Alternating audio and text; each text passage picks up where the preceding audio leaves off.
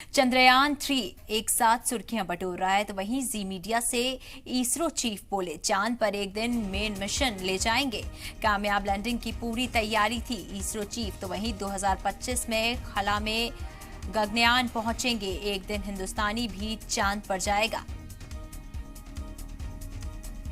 तो देखिए 2025 में खला में गगनयान पहुंचाएंगे।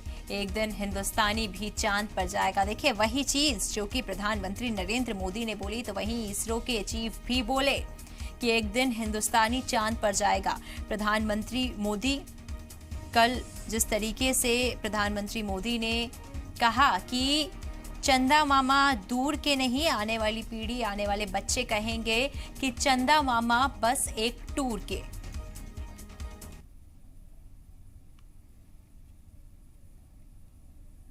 सिर्फ विक्रम लैंडर जब लैंड किया हम लोगों ने देखा, पूरा देश आपको उस समय देख रहा था, लेकिन उसके बाद चैलेंजेस आपके लिए क्या क्या थे? क्योंकि रोवर तब तक बाहर नहीं आया था। कितनी बजे रोवर बाहर आया?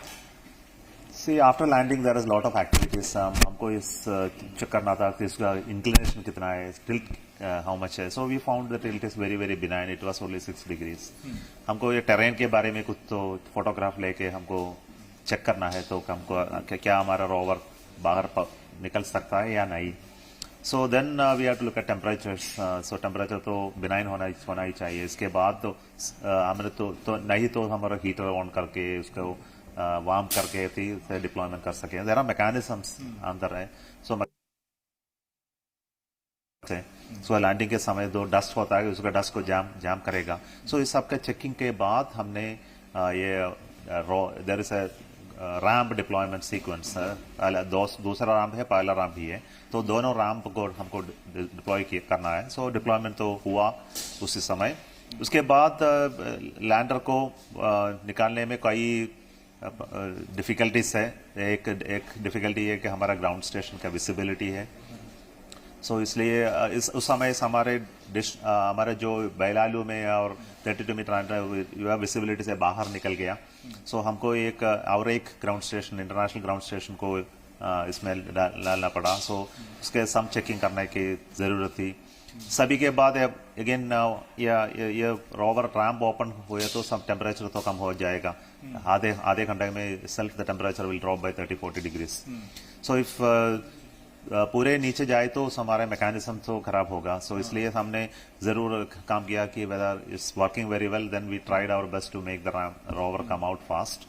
सो late night came out. Yes, यानी करीब 4 घंटे का वक्त लगा होगा लैंडिंग के बाद, या उससे ज्यादा वक्त लगा? ज्यादा वक्त लगा. यस. सो मैंने बताया है कि क्यों ये ज्यादा वक्त आपने लगा. पूरी प्रोसेस एक्सप्लेन की सर. इसके बाद जो 14 दिन की पूरी मिशन लाइफ है उसके अंदर बहुत सारे एक्सपेरिमेंट्स अब होने हैं. तो क्या एक्सपेरिमेंट्स शुरू हो गए हैं? डेटा आना आपको शुरू हो गया है? अभी तक कोई एक्सपेरिमेंट शुरू नहीं हुए. So will have to work on that today. So rover के मूवमेंट्स हो चुके हैं? आप लोगों ने ये टेस्ट कर लिया है कि रोवर ठीक से मूव कर रहा है? No, not at done. It will be done today afternoon. अच्छा. तो ये जो मूवमेंट्स होंगे इसके साथ चेक किया जाएगा कि ये ठीक से काम कर रहा है, नहीं कर रहा अब बैटरी चार्जिंग हो रहे हैं. रोवर को भी सोलर पैनल है, उस सोलर पैनल से उसका बैटरी चार्जिंग हो रहा है. उससे बैटरी चार्जिंग हो रही है. तो बैटरी चार्जिंग के साथ साथ पूरा देश जो है वो इस समय सुपर चार्ज है. सर, जिस जगह पर हम पहुंचे हैं उस लैंडिंग साइट की अगर कुछ विशेषता आप बता सकें, क्योंकि हम साउथ पोल के करीब पहुंचे हैं, ये लैंडिंग साइट क्यों चुनी गई? Yes, we have chosen it because that this is a very good location as far as sunlight is concerned. There are no shadows. In the next 14 days, that area will not be shadowed by any hills or mountains across which the sun moves.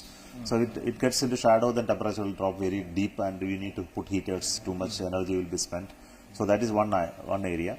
Second is this near to the South Pole, so we have more scientific content from the point of view of the instruments that we have put on board. Sir, जिस समय कल आप अपनी team के साथ में जुबिलिएशन में थे, उसी समय प्रधानमंत्री मोदी ने भी आपको फोन कॉल किया था, आपसे बात की.